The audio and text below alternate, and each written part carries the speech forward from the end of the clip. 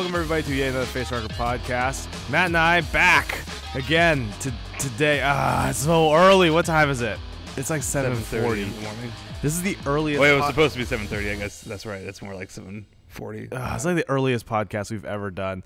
We're loaded up with coffees and cokes.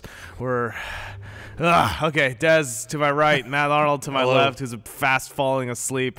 And have we done this yet? Have we seen the new office space? No, this This is our is your first sneak Oh peek. wow, our big new echoey office space. Welcome to it. Can't you guys see all the potential? It's a blank canvas right Yeah. now. There's a film school set behind us. There's a lot of stuff behind us and in front of us. So yeah, Matt and I were starting on our. This is kind of one of those things where something is set and you do it, and you kind of forget why you're doing it. We're doing our Hulu show, starting it, and we're shooting a short for it. You don't remember why? And I was like, forgot why no. you're doing it? I forgot why we were doing it early first, and then I realized, it's because there's an event in New York called the Upfronts or the New Fronts or something. There's a whole, and there's like a reason for it, but it was like one of those moments where like, oh yeah, we're already going, and then we're going to be going again in a little bit, but we're going to take a little break to do pre-production. It's just a crazy schedule right now. That? It's for people who don't know. It's 8 shorts and then the documentary side of things, and we're doing one of the shorts early. So, Fraser adjusting my mic. We're doing one of the shorts early, so we have cool footage for the trailer, and this short included. I think some people saw it on Periscope, which we just started using. They saw us flip a bus, flip the truck. Actually, that was one of the cool. Periscope does. Yeah, I saw that. I also saw people were streaming the Game of Thrones premiere on Periscope, so other people were avoiding signing up for HBO Now, which caused a lot of problems. And watching it on Periscope has now become a piracy issue. Yeah, because you can live stream stuff rather than subscribe. I mean, I don't know. If you're watching Game of Thrones on Periscope, you're just not doing it right. But, wait, like vertical on your phone? yeah, Is that people? Yeah. Man. No, but that's how I was used because I was here in the office working. Well, you guys are out filming, so the You're writers watching. and I would check in on Periscope to see what you guys are up to. So you guys out there, it's definitely a good tool if you want to see. Yeah, what so Oh, so that's why there's 3 people watching. yeah, It's just you guys. just us. The room is just watching us on Periscope. Yeah, so that was the thing too, is because it was more than that. But what was nice is about Periscope is I didn't get it for a while. A lot of people were like, "Hey, I'm going live on Periscope," and I was like, Twitch, there's a reason, which is, at least I'm watching a video game here, or like, it's a game I'm interested in, or something like that. But I was watching these people go live on Periscope. I'm like, you're just sitting in your apartment, just like twiddling your thumbs and showing me around your apartments. I don't even like that when you do it in real life. Like, what's the point of this? And then it clicked for me when we were using it. We solved Periscope, everybody. Yeah, clearly. That's what I did. It clicked once I did it. It was Fixed click. it. But when we started, like, because we were like, man, we're talking about behind the scenes and how like you don't really get a good, it's always edited. You don't get a good like sort of unfiltered look of like process of set and things like that. Some sort of creature down here. No, is that a cricket? Sorry to interrupt you. Oh, that is a dead cricket. Yes, new place. But one of those. But so what we're doing now is like when we're going on set, when we do cool stuff, we'll go live on that, so you guys can get a sense of like exactly what happens and how much time there is between things and the setup, and it's pretty much the best substitute to actually working on a set. Yeah, a lot of people's comments were just like, "Why is nothing happening?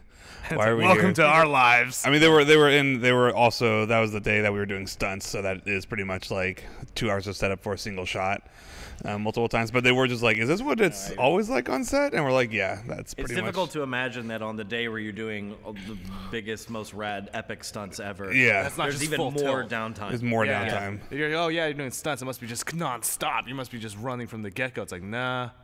No. Safety, bros. Safety first, bros. It's just big vehicles moving other big vehicles, rigging big rigs to big vehicles, and then making sure everything's safe. And then like 3 hours later, you get about 5 seconds of, "Oh yeah," but then that's about it. Yeah.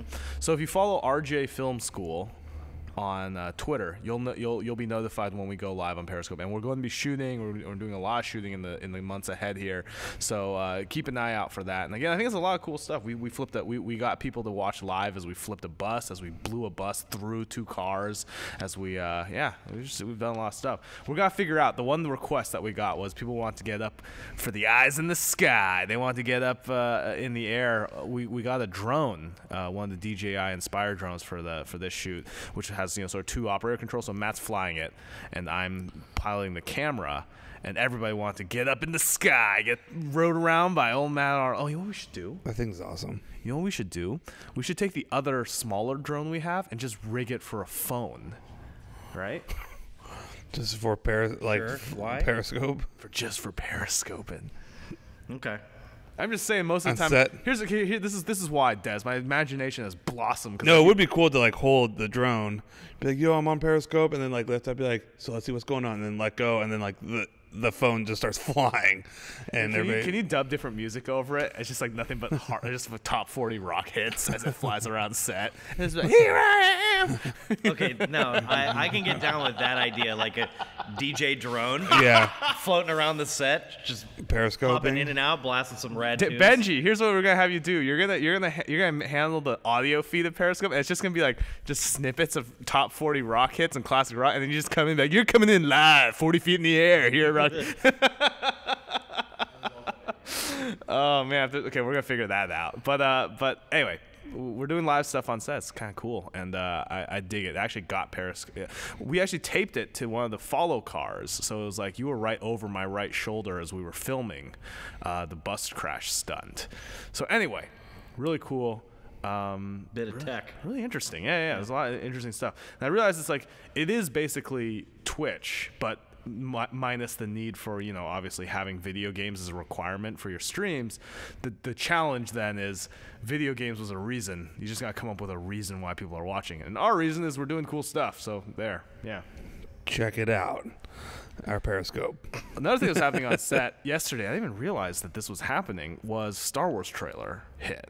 Yep. And everybody was like at different times just like staring at their phone. And we're just like, hey, can we, what's going on? First extended Star Wars trailer. Did you watch it? I thought, were you part of the pack? Teaser.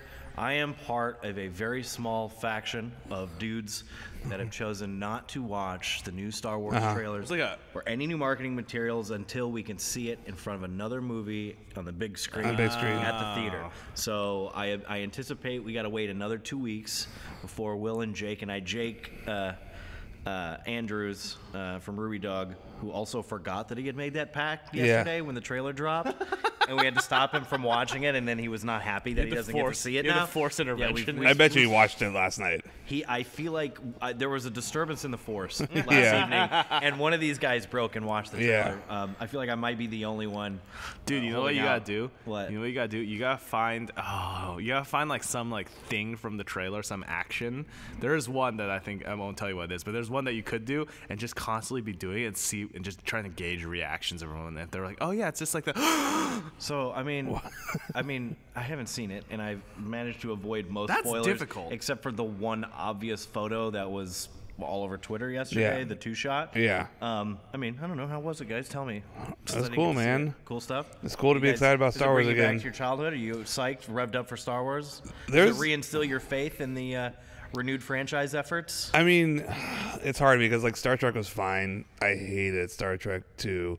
Star Trek 2 sucked. Okay. Yeah, it was terrible. I thought the first one was pretty friggin' First one was a ton of fun and felt like a Star Wars movie more than a Star Trek movie. Correct. It felt like a fan fiction Star Wars movie because of the whole like, hey, we gotta reset the timelines here. It's sort of like, okay, I guess. Well, yeah, the script was terrible, but it was fun. like it was really fun. But I don't know, it's such lizard brain. It's like I think our generation. I was talking about this with somebody on set, which is like, there's a lot of those like 30, 40-year-olds that when the new Star Wars came out, like they were instantly like hurt by it. Like Simon Pegg and those guys, it's like they saw the movies and they're like, oh my God, like this ruined my childhood.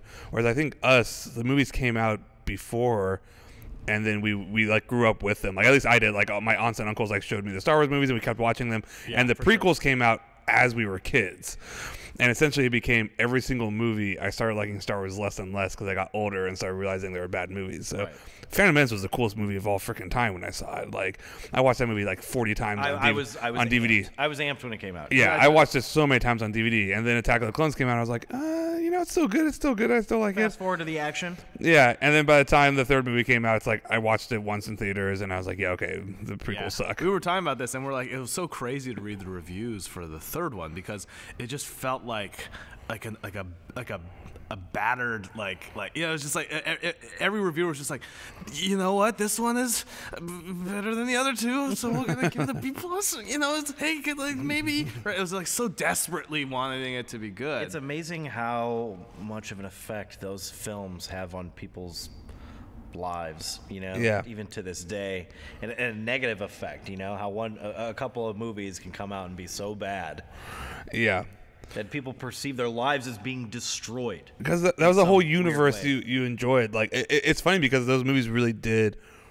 They didn't ruin my childhood or anything because I just liked the original movies, but they really made me stop being a Star Wars fan. Like I read all the extended universe. Like I had all the awful extended universe. I had some of them are all right. I mean, I'm the one who was like so happy they got really extended universe, but like I liked reading those books. It's just I don't think the movie should follow them. But I had all the essential guides to vehicles. I had the essential guides to whatever alien races. I read all that stupid stuff. Like I played the card game and I played with action figures. And then by the time the telling me that when Star Wars Pod Racer came out on N64, he and his friend would take two N64 joysticks, tape them to the tape. Yeah, because they had a dual analog mode. That's right. So you could play it as if. So then we taped them to so most kids real a quick board. would just take two N64 controllers and just. Most kids never played it because it's a dumb way to play. You built your own pod racer. Yeah, we built our own pod racer. Extended the. And we would we would go to the final level of the game, which was the race in the movie, and we would be like Anakin and I felt stay like still. Every race in that game was the race in the movie. No, there's one course They all Tatooine. felt like that. Yeah, I guess I just. Now, they're all like Cloud City and Bespin, which is the same thing. Just completely all sorts of stuff. Just EU locations all over the place. Just completely non-canon. But we would stop and let everybody lap us just like in the movie. Like we were Anakin, like, oh no, our pod race is not working. And your friend would play like Obi-Wan in the stands, like, come on, Anakin.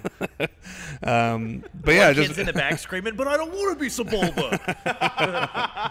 But it's just with the new Star Wars. I mean, it's just like it feels like you can be a Star Wars fan again. I mean, maybe we're all just getting pre-hyped before a movie that's going to disappoint everybody. It's the but feeling that we used to have when we were excited for these movies, and it's that mix of nostalgia, and then you're giddy, and you're getting that kid feeling again. I mean, when I was a kid, I was in junior high when the special editions were released. Yeah, same. In theaters, and that was, I can't imagine not being excited for a Star Wars movie. Yeah. But I wasn't for the third one. I was like, well, I hope it doesn't suck. That was kind of like my reaction finally going into Revenge of the Sith. I was saying yesterday too. The first movie, I was like with that. I was like, this is cool. This is Jar Jar, okay. Like I completely ignored and forgot and didn't realize. It's like, oh, the first characters we see are just like Asian stereotypes. Like, the Federation. I was like, no, don't see that. No. But the thing that actually kind of like was like the tweak. It didn't make me hate the movie, but it was like it turned my brain around to be like, wait a minute, maybe this movie blows. Like. The thing that was I was saying that's telling Matt. It's the moment when Natalie Portman and her posse all pull out batarangs on the window ledge and then shoot them and then like go up like Batman. It's like, and that was it. That was the moment. That was the moment that tweet. Oh my god. Hey, it's 7:30, guys. That's phone's going off. By the way, that's his alarms. Those are his alarms. That's one of my alarms because that's me. I should wake up right now. That's what that was. This is the earliest. Give me your phone. This is the earliest cast. There's no alarms. We've done this before. What? How many alarms there are? We're gonna rebrand this the Sleepy Time Podcast. This is the best part about Matt. Okay, every day. It's the best part of me. What is this? Every day, alarm at 2:50 a.m. After 2:03 a.m. 3:40 a.m. 4:15 a.m. 4:30 a.m., 4:45 a.m. Yeah, I got a nightlife, guys. 5:15 a.m., 5:29 a.m. Trying to flip it around. What are you doing? 5:45, 6:07. Matt. No. Here, did you see that? 6:15 a.m., 6:16 a.m. Oh my In god. case 15 wasn't good enough. He has 7:30, 7:30, three 7:30 a.m. alarms in a row on his phone. How do you even do that? You know how this app works? And and then for good measure, you ready for this? Yeah. 3 7:30s in a row, followed up by a 7:31. You guys haven't lived until you have 3 alarms going off at the same time. This is insane. It doesn't work like that. Matt, like it like what? Okay, this is okay, right? I'm just gonna start scrolling through the amount of alarms I have starting now. There. That's like the entire day. Matt, you have like an alarm for. You might as well. It's hard for me to wake up. I know that. And sometimes it's easier to 2 a.m. Sometimes it's easier to create a new alarm than edit one. There's less button clicks. That's to be honest. New alarm, true. and then to be fair, that's iOS's fault. Like, they should just replace an older one. I don't know why there's 3 730s. I'm not sure how that happened, but it did. Yeah. But yeah. I'll say, Des. So you're trying to avoid. I'm avoiding stuff. We got some guys in the office that have been trying that for a while now, so you can be pleasantly surprised. And I saw too much stuff from Avengers. I haven't seen. So so I was in the same boat, man. Yeah. I was like, I missed 2 of the Avengers things, and I was just like, oh great, you know what? I'm on that path already. You know what I mean? I don't have to see anything. Yeah. So I was just like skipping it all, and then I was in the movie theater. And then it played. I was like, "Oh, come on!" Like I was on a streak. Like you have to show up to movies late now. I know. I've been missing that wonder and surprise of when you were a kid and you saw something for the first time, like mostly on home video. Yeah. You'd base your movie choices on box art. Yeah. You take something home, or your parents or older siblings saying you got to go see this, and then you have no idea what's coming. So I figured if there was any movie to do that with, it would be a new Star Wars. And Dom on set was saying it was funny because he was like he got to Interstellar without seeing anything. Anything. And so he was like, when they landed on the water planet, he was like, whoa. Oh my gosh, the wave's coming. You guys got. And the guy's like, what? You didn't see this in the trailer? He's like, no. I mean, from all the marketing materials I have now seen for Avengers: Age of Ultron, I can probably write a pretty solid treatment for what's going to happen in that film. We were also talking about it with our buddy Film Crit Hulk, and he's very much of the don't watch trailers thing. And I get that, and I get the thrill of, like, that's why I love Criterion. I'll just, like, be like, oh, that's a classic movie. People say it's good. I'm just going to watch it. Yeah. And not have any sense of what it is. But, like, I feel like it's the amount of effort you put into actively ignoring massive mainstream content is like another it's another thing you're doing. So now you're going into, you've spent so much energy. Oh, it's a chore. You've spent so much energy thinking about this movie in a negative space sort of way that when you get into it, you're right, you have more wonder, but I feel like you're coming with all this like baggage, whereas you kind of just like if you like Dom's thing, like if you just happen to not see Interstellar stuff or Avengers, I get it, but to like actively, well, here's the trick, because now you're the person who won't watch the Star Wars trailer for the next 3 weeks. It's like every time we're going to talk about what, 13 days, 12 days. Well, yeah, that's why you're still going to watch the trailer. I'm going to see the trailer. I'm just giving myself a 2-week buffer. Yeah.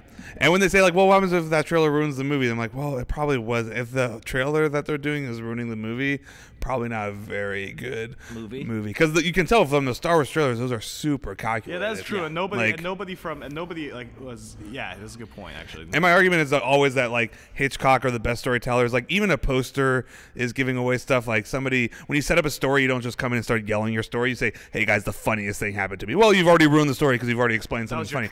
It's a setup. That was the trailer. It's to bring you into the story. But yes, there is a tendency today to have really bad trailers that tell you everything and they ruin movies.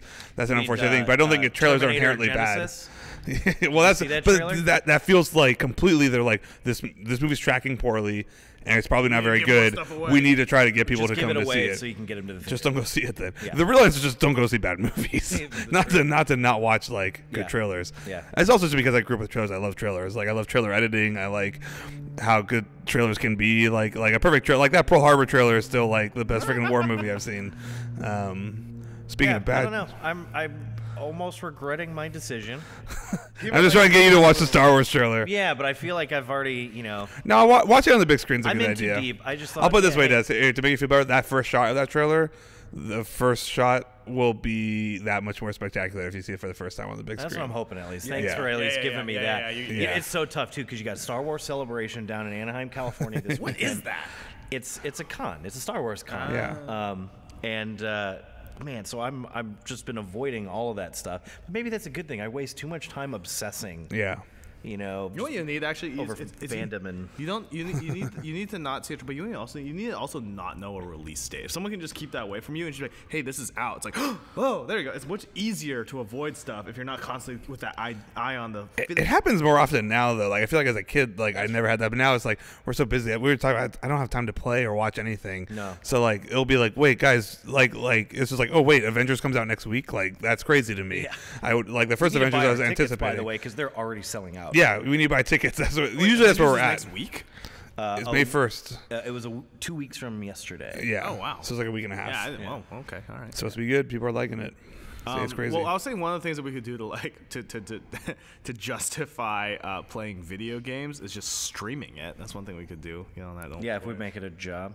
Yeah, streaming. Yeah. No, we were talking about that. We should get our Twitch channel and stream. Yeah. So you can see this exciting energy while playing video games. That sounds fun. I don't know how you guys are going to squeeze that in your schedule because I know I don't have time for that. We find that'll be the thing. Is like now we'll find a professional excuse to play video games.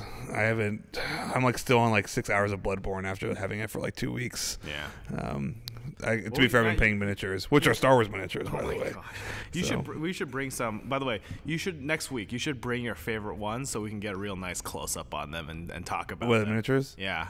They've gotten better. They've gotten much better. You brought in your first one. Yeah, well, I had it with me because I was just hating myself over it. You got to bring in the best one now, so we can at least allow you to redeem yourself. Yeah, I'm gonna have I think all the Empire will be done by next week. I'm finally playing the game I've been painting this Saturday. What do you think the reception is going to be to this new film? Is it Star Wars?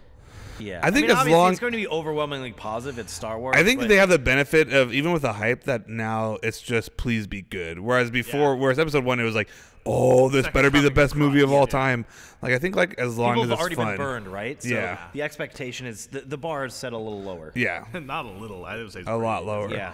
Yeah, it's just to be fun. Speaking of low bars and trailer, did you guys? Because I just watched it this morning. What? And now we can show that.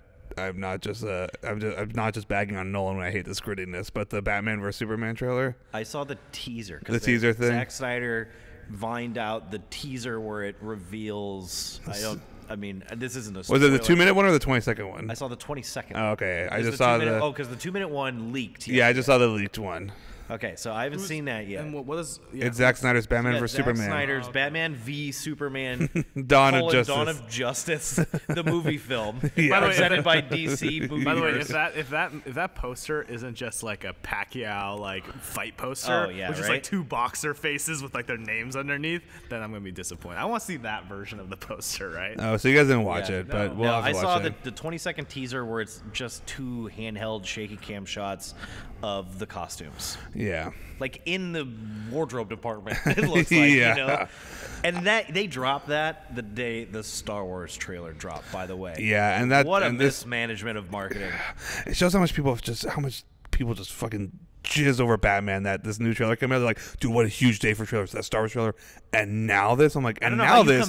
You mean Star Wars trailer and this piece of shit? Like, it's so boring. It's just like the most boring. It is like a minute and a half about like pseudo philosophizing about Superman being a false god, and literally ends with a statue with the words "false god" on it. And it's like lightning smash, and then it's Batman being like, but now I'm Batman and I'm here too. And then Batman shows up and there's just a shot of Batman and Superman staring at each other, and everybody's like, oh my god.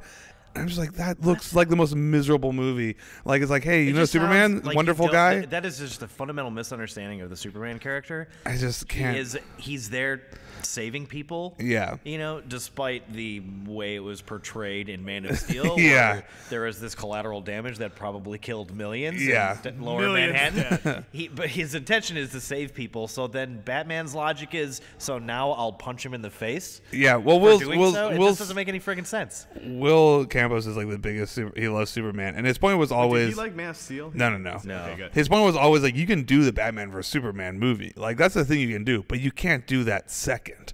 Like, you can't do one Superman. You can't do the origin of Superman and have him essentially just be like a shitty dude who like just, even if you want to take Zack Snyder's argument, be like, well, it's about him becoming Superman. So that's why he was, you know, that's why he wasn't saving as many civilians. Like, that end of that movie is finally he's Superman. It's like, okay, the next movie can't be the like Batman punching him in the face. That's the 9th movie. That's after like 6 movies of Superman being a superhero. You then get to do the, hey, maybe we should question whether or not Superman, even if he's doing good things, is good because of faster. Like, if you want to get into that Mark Miller sort of stuff, you can't just do that second. In the comic book series, it was just like, all right, hey guys, Superman, pretty good here. Hey, what if we pit him against Batman? Well, Stan, this is issue number 2. It's like the Alien franchise jumping from Ridley Scott's Alien. Well, not to compare Man of Steel to Ridley Scott's Alien, but it's like jumping from Alien to AVP Requiem. Yeah. You know? It's like, you skipped all the other possible sequel ideas to the foregone conclusion. And I'm like, Just I'm the Superman biggest Zack Snyder apologist, but like even like the visuals were. I don't know. I'll tell you I exactly. was just talking about Star Wars I again. apologize Hold for on. Zack You Snyder. hear this? No, because you can like his stuff or Matt, his you know visual what this is? style, but You know but what I'll this like defend even like Sucker Punch despite that being a disaster on almost every level. It's like I like. Here's what'll happen. His I'll tell you what thing. happened. $50 million. It's gonna do a Scott Pilgrim. The Batman vs Superman. Just watch. No, it's not. there's no It'll do way. $50 million on Thursday. Yeah, no, it's gonna be huge. It'll be When huge. Is that I think it's coming just, out by really? the way? Because I feel like it's just gonna be fanboy nerd audience. I can't imagine like. The But even that is a mainstream- $120 million opening, just fanboy nerd audience. No, or it's like a because- $90 million because like It's not gonna do $50 million. well, no, okay, sure, but I'm saying I don't think it'll do because I'm trying to think about like. I don't think it's gonna do There's something- Avengers. Here's my point. Here's my point.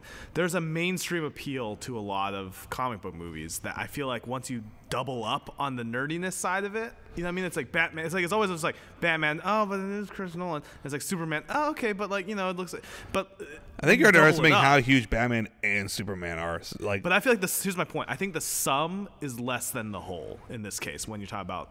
I don't think Really? so. Yeah, I mean, I think maybe as a movie you're right, but I think for the average Joe who sees Well, I feel put this who way. sees 2 movies a year, I'll one of the put it this movies way. they're gonna see is the one that's called Batman vs Superman. But I guess like I'm thinking like about my parents, where it's like they would be like, okay, fine, I'll go see Batman. Like, okay, fine, we'll go see Superman. But if I was like, Dad, what about Batman and Superman? They'd be like, get the hell out I of my feel like face. everyone's dad's fuck like, this. yeah, we got to see that. What's that Yeah, all about? yeah, maybe your maybe parents. folks. Yeah, my parents would be like, what? 2 of these? Fuck that. No. I feel like neither of my parents saw Superman or Batman, but my dad would probably be like, "Hey, there's a movie with Batman and Superman. Maybe we should see that." Oh, it's like 2 for 1 there. It's Yeah, like, yeah, like it's a bargain value deal. Yeah, It's a buy value- one get one free. Yeah, my dad can't ever say no to buy one I get don't one know. free. I feel like the studio doesn't even have that much faith in it to begin with because remember they've already moved its date because Marvel puffed up their chest and said, you know what, that's the Captain date America we're going to 3. release a new Captain America movie. Yeah. And can you imagine that the Batman v Superman movie would balk at a Captain Yeah, America I don't know if release? you know this, Des, but there's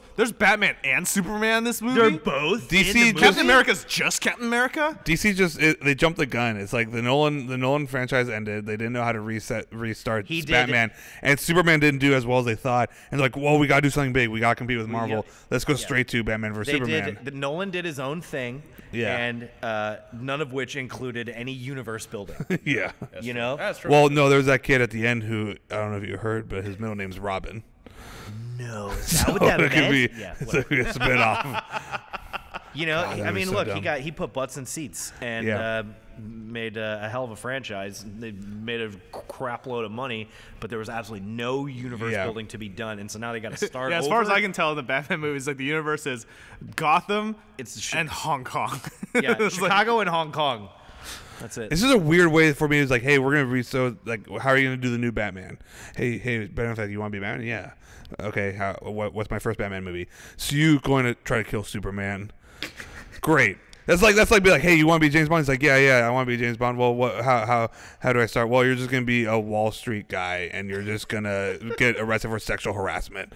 It's like what? It feels like why would you want to be Why would you want to be the Batman who your first time out is just being the defined by dick? how you do against a guy Who's named just, Superman. who's just a dick who's going after the good guy. It's just a weird way to restart the franchise. But hey, I mean, it is Zack Snyder, so I'll go see it. It'll look nice. I do hear Batman has a robot suit, so Yeah, they show us robot because that's what we'll fight. which is Shouldn't be made of kryptonite. How is it's so Whatever, bro. It's something you should be excited about, or I think you would, right? But it's now become such a 21st century trope to have characters walking around in mech suits. Yeah. How is that tired already? Well, I'm like, just I bored don't with know.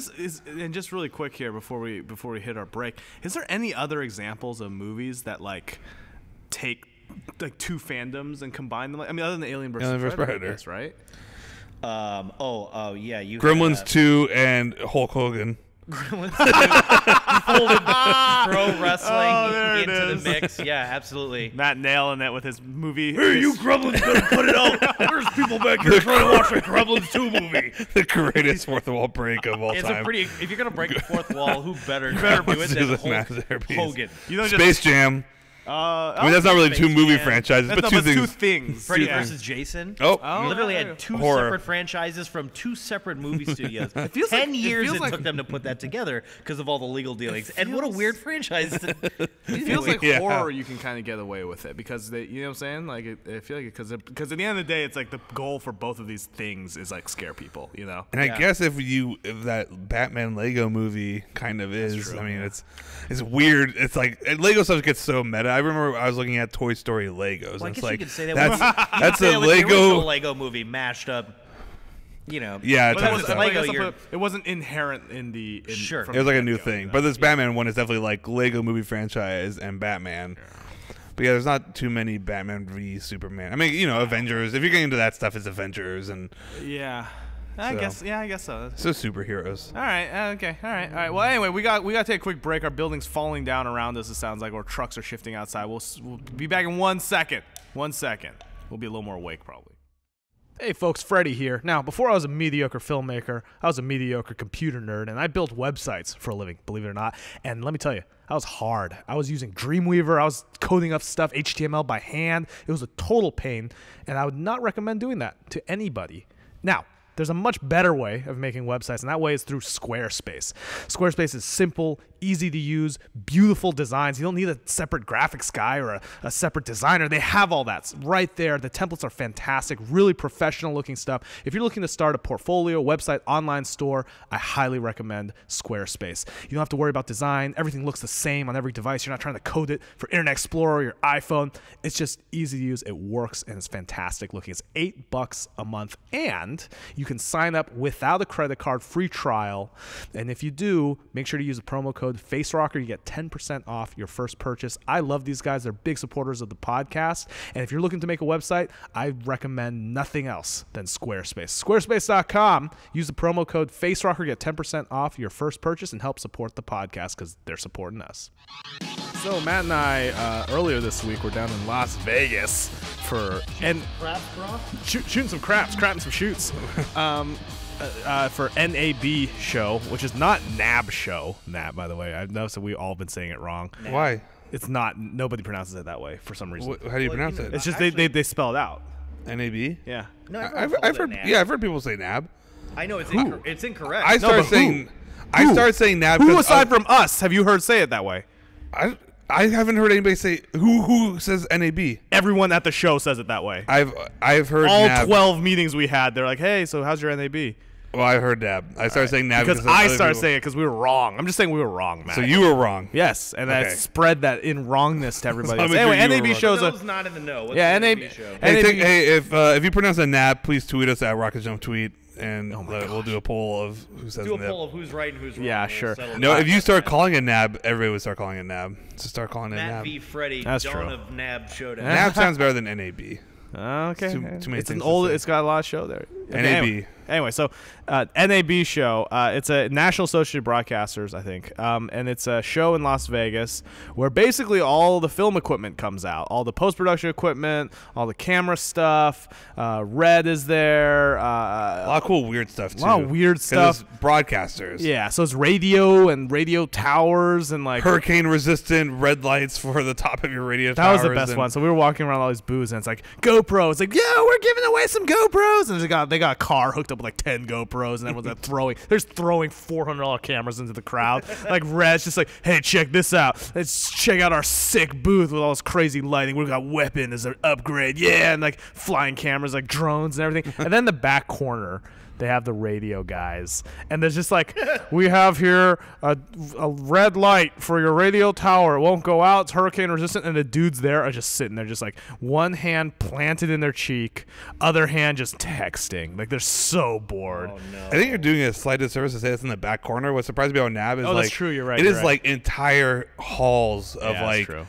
Of like radio tower or like, hey, airplane hangar. There's a whole there's like a whole back. There's a whole. I mean, they're all bored like you said, but there's just a lot of them. Like that's like because it's just a lot bigger than I thought. And we went into there's an area between the two halls that's all like the outdoor area, satellite dishes for yeah. like, hey, you doing like correspondence in Iraq or Afghanistan? Like these satellite dishes will pick up, will are better. And there's like a ton of them. There are like 14 different companies doing like all this like outdoor. There's just there's a ton of stuff. And what was interesting about it was, so the theme, a lot of these shows will kind of like there'll be one sort of thing that comes out, and this year and kind of the previous year a little bit, but this year especially, it was all about drones and like and UAVs and like flying cameras and stuff like that. And they had like okay, we're gonna do in the South Hall the drone pavilion. Now, Des, when I tell you that at NAB they had an entire section dedicated to drones and how awesome drones are. There's signs everywhere for Signs like upper pointing you floor towards drone pavilion. This year only, there's like this.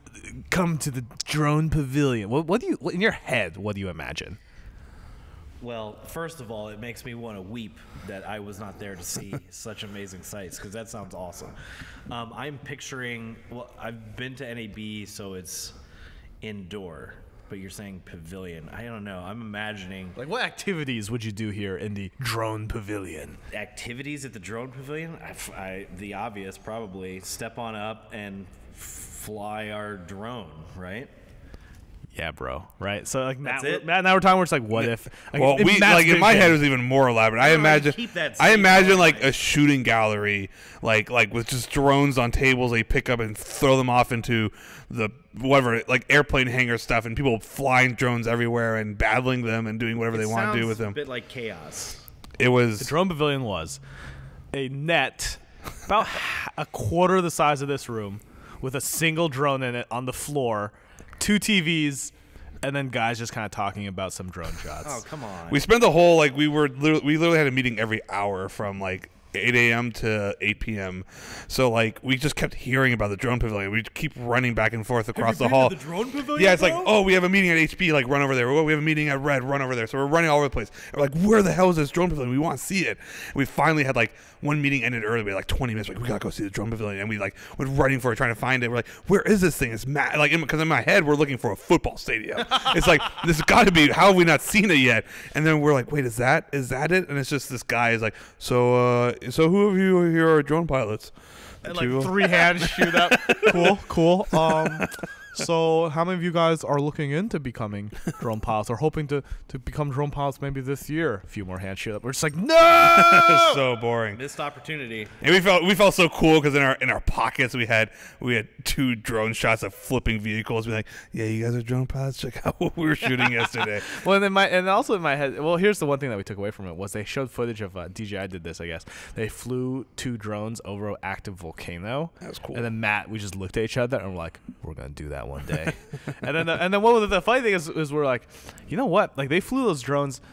In my opinion, they had an opportunity there, and that was to take a drone dangerously low to the lava and get the other drone, safe distance. Yeah, they away make to those catch things. it. Who cares if they lose it? Make them, right? Yeah. So they should just be like, let's see how close we can get to this lava, bro.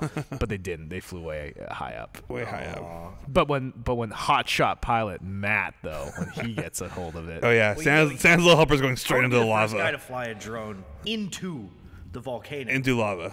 Get that shot. Like That's into true. lava? Yeah, why not?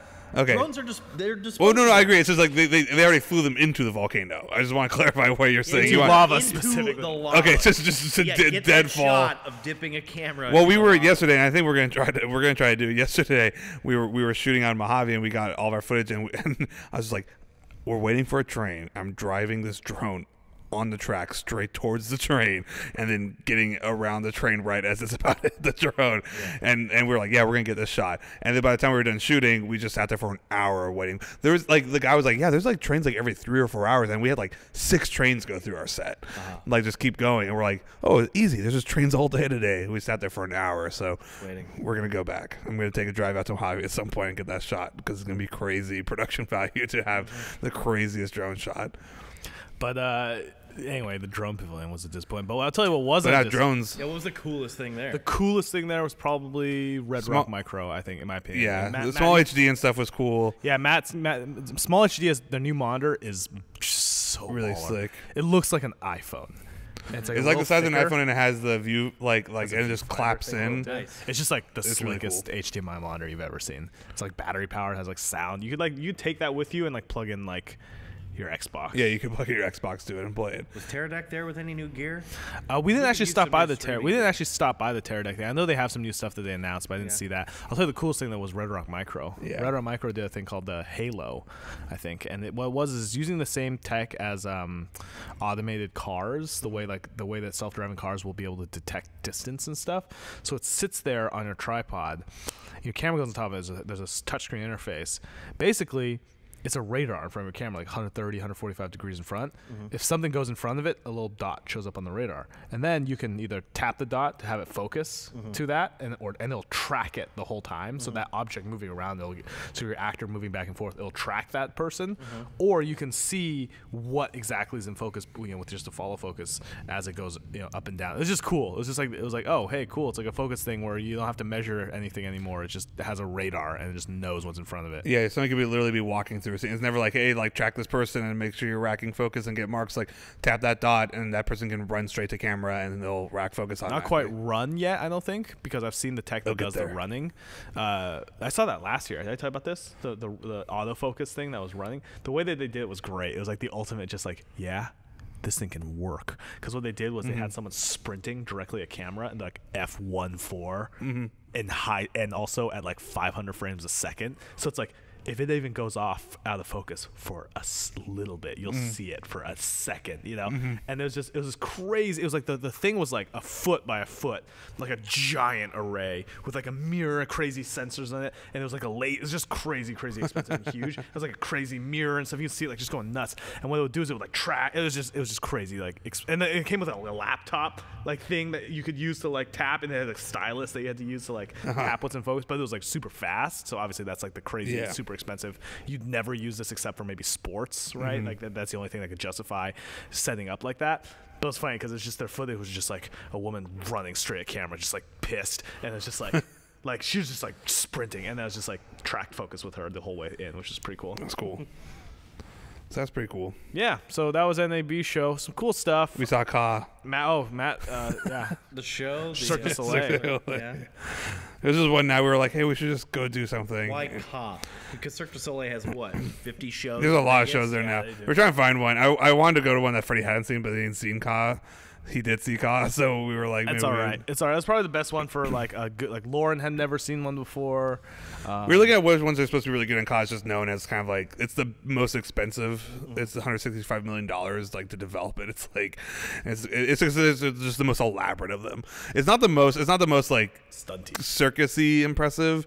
Like there's definitely obviously like spectacular stuff, but like the set is insane. It's like watching $165 million movie spend all their money on a single set and you just sitting there and watching it. It's like this like massive like 100 feet by like 40 foot, I think it's like 90 feet tall, like just floating platform that like acts as a stage, but then it'll just rotate and then go vertical, but they'll like put houses above it, and then it becomes like a ice wall, and then it'll like rotate and go down. At one point they put sand on it, it's a beach, and then they lift it up and like all the sand, like just hundreds of gallons of sand just like drops away and it becomes a cliffside. Wow. Like it's just this insane, and it like makes no noise, and it's like it's there's like stuff that comes out. It's massive, and there's points where it's like, oh, this is pretty cool. Like 2 people are just doing a puppet show on it, like this small little delicate scene of like 2 people doing a puppet show projecting on it, and then it rotates and there's like 20 people now swinging like hundreds of feet on it. Like it's this insane production. But it's really story driven, which is kind of I didn't know they did that. Yeah. But yeah, so that was anything, I'm trying to think about anything else happening in Vegas. Oh, sheer gluttony. That's what happened. Yeah, we were just like we were all nuts. bad decisions. We went to this place called what was the Thai restaurant called? Lotus of Siam, I think. Which is considered, which I guess people call like the best Thai restaurant in America. No. Yeah, bro. It's like all the chefs go there. Like the walls just like full of like Anthony Bourdain and like just fame everywhere. Just like Guy Fieri everywhere. Just nothing but Guy. They actually have a whole Guy is out of bounds. Yeah, it's on Guy Fieri's latest diners, dashes, and there's they have a whole sub wall dedicated to Fieri appearances. Yeah, it's just him and his old frosted tips hanging out. It was really good though. I'd say like all of it was good, and then the pad see ew is the best. Like that was the thing I ate. I was like, okay, this is the best pad see ew I've ever had. And then the garlic prawns, it was all great. It's worth driving out there just to have. Yeah, actually. Some Thai. Yeah, get some Thai food. Yeah, and it's like in this strip mall, and it's funny because we were just walking around this crazy derelict like strip mall that it's in, and we're just like, there's nothing to do. We have to wait an hour for the table. I was like, I guess we'll go to this pool hall next door. And you didn't see this. So when I was getting the thing, there was like, the pool hall was hilarious because it was just like guys just hustling each other. Just like guys with like, with gloves, you know, where they only have like, you know, partial gloves so that they can like use it as a pool glove, and like leather cases and biker jackets, just being like, Is that where's your legit shot? pool hall? Where's your shot? You ain't got no shot. And then just them just hustling each other for cash Yeah. on these like quarter operated tables. It was like, that's pretty cool. It was a pretty legit pool hall. I've never been into like legit pool hall. It was like, it was nothing but, there's no tables or anything. It was just like 60 pool tables. Beer, and ESPN on 3 screens, Des. Sounds like heaven. Sounds like a little slice of heaven pretty to cool. me, yeah. Yeah. So now we're back from an NAB show. We're doing a lot of shooting. A lot of people talk about this ball pit video that Roman has been talking about, and that we've been sort of like teasing here and there. We do have a release date for it. It's coming out. It's gonna be coming out early next month. We're finishing it up right now. It's hilarious. It's John Carmen's Magnus Opus. That's why. Magnum Opus. What did I say? I said Magnus. Magnus Opus. You know what? I like Magnus Opus. Actually, Magnus Opus sounds better. Let's just go with it. Yeah, Hey, Matt. let's just go Hey, for Matt. it. As NAB show or NAB show shows, Tomato. just say it as much as you can, yeah. and everyone will not think you're an idiot. But it's we were laughing. I think there's been more. I'm gonna do a disservice because this ball pit video is insane. Yes. It's also like We set a 15 record. minutes long.